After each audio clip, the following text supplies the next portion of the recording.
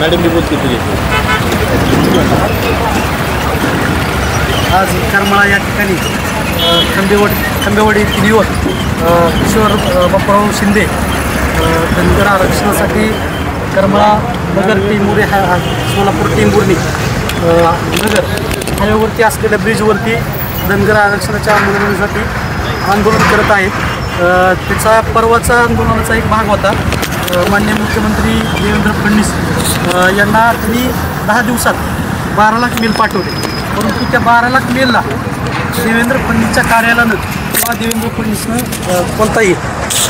कोणताही रिप्लाय दिला नाही, म्हणून त्याच्या भावना उद्रेक झाल्यात। त्याच अनुषंगानं धनगर आरक्षणासाठी त्यांनी याच्या अगोदर 3 आंदोलन केलेत। एक स्वतःच्या रक्तानं देवेंद्र फडणवीस यांना पत्र पाठवलं, दुसरं आंदोलन त्यानं तहसील येथे केलं, त्यानंतर धरणे आंदोलन केलं, करमाळा बायपास चौकात रास्ता रोकोचं आंदोलन केलं आणि यामध्ये धनगर आरक्षणाचे योद्धे जालना येथील दीपक बोराडे आंदोलना उपस्थित बसले होते। त्या आंदोलनाच्या ठिकाणी सुद्धा दीपक बोराडे हा सतत धनगर आरक्षणाच्या मागणीसाठी सोशल मीडियाच्या माध्यमातून आणि ह्याच्या माध्यमातून इंस्टाग्रामच्या माध्यमातून तो सतत आक्रमक असतो। तरी आमची विनंती त्याची कुठल्याही जीवाचं बरं वाईट न होता त्यांनी समाजाच्या पुढील लढ्यासाठी तो आम्हाला घटक महत्त्वाचा आहे, त्यांनी खाली यावं आणि प्रशासन देखील 1.5 तास झालं इथं माननीय पांडेकर साहेब, माननीय विनोदजी साहेब, PI साहेब हे सगळे या ठिकाणी आलेत। त्याची मूळ मागणी आहे देवेंद्र फडणवीस यांनी धनगर आरक्षणासाठी बारामती या ठिकाणी पहिल्या कॅबिनेटमध्ये ST आरक्षणाची अंमलबजावणी करू म्हणून जाहीर लेखी पत्र दिलं होतं, परंतु 2-3 वेळा मुख्यमंत्री होऊन उपमुख्यमंत्री होऊन फडणवीस साहेबांना धनगर आरक्षणाचा 65 वर्षाचा लढा भिजतच ठेवला आहे। त्याच अनुषंगानं तो या ठिकाणी उद्रेक त्याचा आपल्याला या ठिकाणी जाणवतो आहे। आमची त्याची मागणी आंदोलनाची की देवेंद्र फडणवीसनी किंवा पालकमंत्र्यांनी माझ्याशी बोलावं, माझ्या आंदोलनावर उत्तर द्यावं, मग मी खाली उतरतो, मी प्रशासनाला सहकार्य करेल असं त्याची भावना आहे। किती वेळ झाला ते वरती जाऊन? कमीत कमी 2 तास झालं।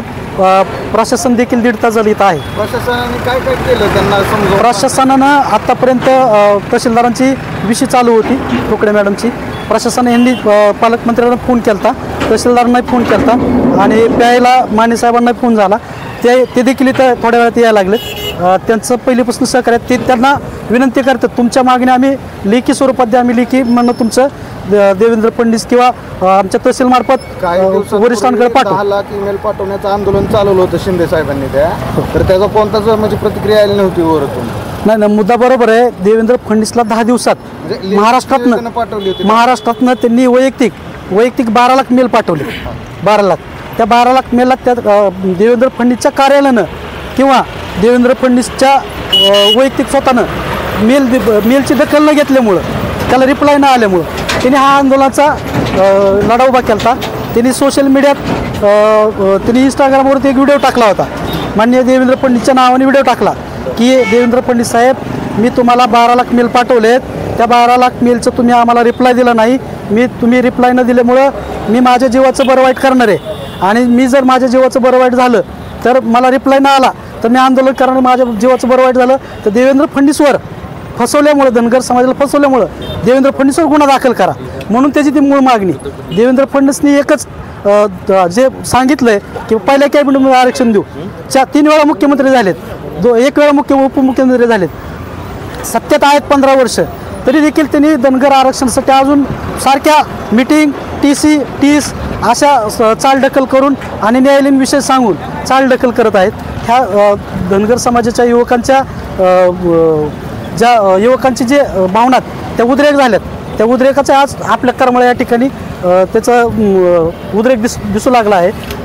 आमची त्याची एक मागणी, आमची मागणी देवेंद्र फडणवीस साहेबांना, जर तुम्हाला धनगर ST आरक्षणाची अंमलबजावणी करायची असेल तर तुम्ही होणार आहे म्हणून करतो म्हणून तरी सांगा, आणि नसेल होणार असेल तर नाही म्हणून तरी सांगा, कारण आमच्या युवकांच्या जीवाशी खेळू नका, ही अशी आमची प्रामुख्याने मागणी।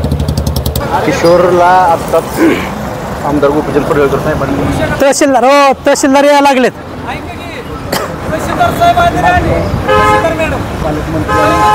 संवाद साधण्याची आमचा संपर्क सुरू आहे, सध्या ते कॅबिनेटमध्ये आहेत।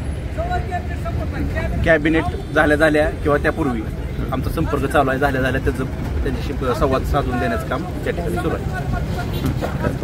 आजचं जे आंदोलन आहे त्याचं निवेदन आपल्या पोलीस स्टेशनला दिलं होतं त्याबद्दल अजून तसं काय नाही दिलं. आणि दुसरं म्हणजे जे 12 लाख मेल जे पाठवले जी आज मागणी आहे की 12 लाख मेल उत्तर न आल्यामुळे आंदोलन आहे का नाही?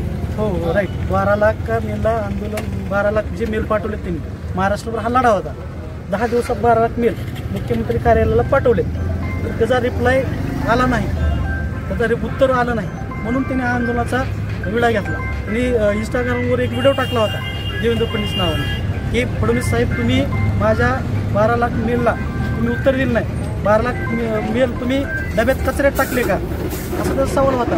आणि तुम्ही जर त्याला रिप्लाय दिला असता तर त्याने आंदोलन केलं नसतं, पण ह्यांनी रिप्लाय दिला नाही म्हणून त्याने आंदोलनाचा पवित्रा घेतला. पडळकर साहेबाला फोन लावला, तुम्हाला काय बोलले?